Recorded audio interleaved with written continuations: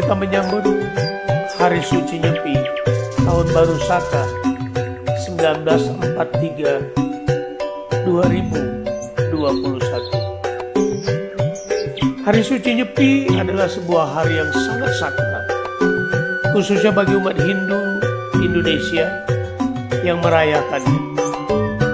Nyepi adalah sebuah hari di mana umat Hindu diminta untuk melakukan serangkaian kegiatan kendali diri. Melalui pesan agar umat Hindu melakukan introspeksi diri atau renungan suci melalui catur berata penyepian. Catur berata penyepian adalah sebuah komitmen diri untuk hidup 24 jam dengan melakukan kegiatan spiritual semata, yaitu tidak bekerja yang disebut amati karya, tidak berpergian disebut amati lelungan, tinggal di rumah tanpa harus masak, tanpa ada lampu dan sebagainya yang disebut amati geni, dan tanpa hiburan amati lelanguan. Catur berata penyepian paling baik dilakukan dengan dua kegiatan, yaitu mauna wirata, tidak berbicara, dan jaga, yaitu dengan tidak tidur. Dan biasanya hal ini dikemas sedemikian rupa di dalam sebuah kegiatan pendakian spiritual yang disebut meditasi. Meditasi boleh diawali dengan japa mala dan mantra sakral Om Namah Shivaya.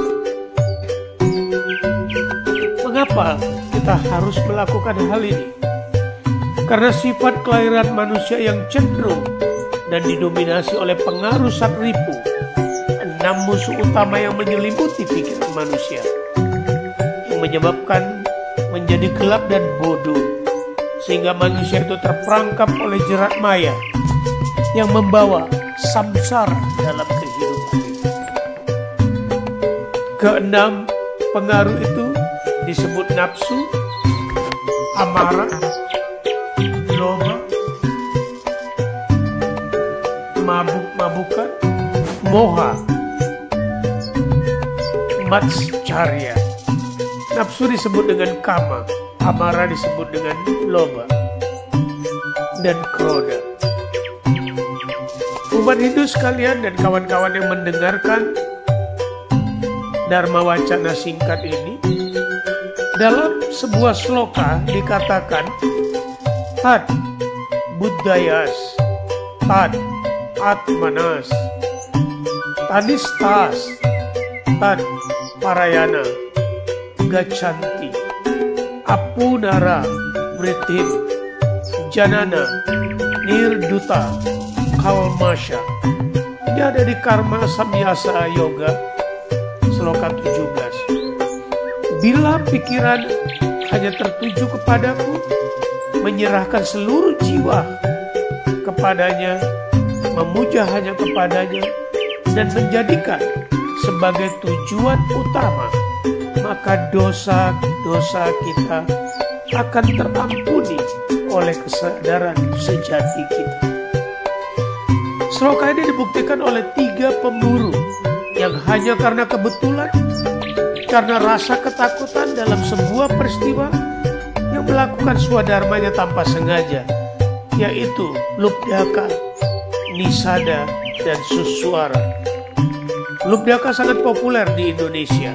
Nisada dan Suswara populer di India. Mereka ini adalah manusia-manusia yang diliputi oleh avidya karena hidup dan pekerjaannya hanya membunuh para binatang demi kelanjutan hidupnya. Namun, karena mereka patuh akan petunjuk yang maha kuasa, melakukan swadharmanya dengan tekun dan tanpa pamrih, mereka dianggap sebagai orang yang melakukan tapa brata penembusan dosa serta melakukan pengabdian suci kepada Sang Yang Widiwasa yang saat itu dalam wujud Siwa Linggam atau Linggahipati. Umat sedharma sekalian, mari kita simak tentang karma. Karma adalah bahasa Sangskerta yang artinya adalah kerja. Karma bukanlah berkonotasi negatif seperti yang selalu diucapkan dan dianggap oleh masyarakat umum. Berdasarkan agama Hindu, ada 3 jenis karma yang utama, yang mudah terlihat dan dibaca dalam karakter manusia. Pertama adalah Subha karma. Awalan Su berarti baik. Subha karma adalah perbuatan-perbuatan baik seseorang yang juga akan memberikan hasil yang baik. Contohnya, jika kita tanam padi dan diurus dengan baik, dipupuk dengan baik, maka kita akan panen padi yang baik. Yang kedua adalah Asubha karma, perbuatan tidak baik, dan ini selalu berdampak negatif dan hasilnya juga akan negatif. Seperti banyak yang kita lihat, ada orang-orang yang selalu memanfaatkan orang lain, menggunakan nama orang lain untuk mendapatkan rezekinya. Tanpa dia sadar, hasil rezeki itu akan mengalir ke rumah sakit untuk mengobati penyakitnya. Ini sepertinya kita menanam padi, tapi di sekeliling padi itu tumbuh rumput-rumput liar, rumput berduri liar yang terus menguasai pohon padi, memakan semua pupuknya, yang akhirnya padi yang mati, rumput yang subur, yang tanpa kita sadari suatu hari sang rumput juga akan musnah karena tidak bermanfaat. Yang luar biasanya, ketika kita nanam rumput, tidak pernah akan ada padi yang tumbuh di sekitar rumput. Ini menunjukkan bahwa perbuatan baik tidak memiliki apa-apa, berpura-pura baik, berpura-pura sopan, berpura-pura mendewakan dan menuhankan pimpinannya, rajanya, ratunya, atasannya, dengan hati jahat yang dia kemas sedemikian rupa. Ini biasanya dilakukan oleh orang-orang yang terdekat.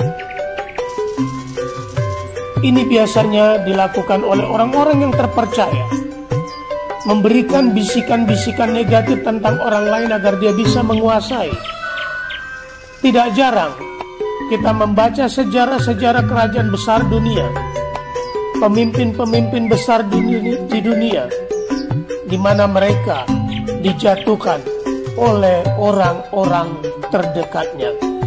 Dan di akhir zaman ini kita melihat hal itu sedang terjadi, akan terjadi, karena pernah terjadi.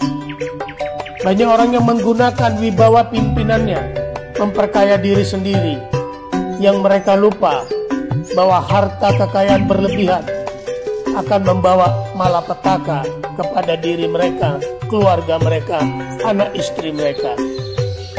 Umat sedharma sekalian, bahkan kita pernah melihat bagaimana orang-orang setia raja rela membunuh rajanya demi keinginan untuk menjadi raja, rela membunuh ratunya hanya untuk kepingin menjadi ratu. Umat sedharma dan kawan-kawan sekalian,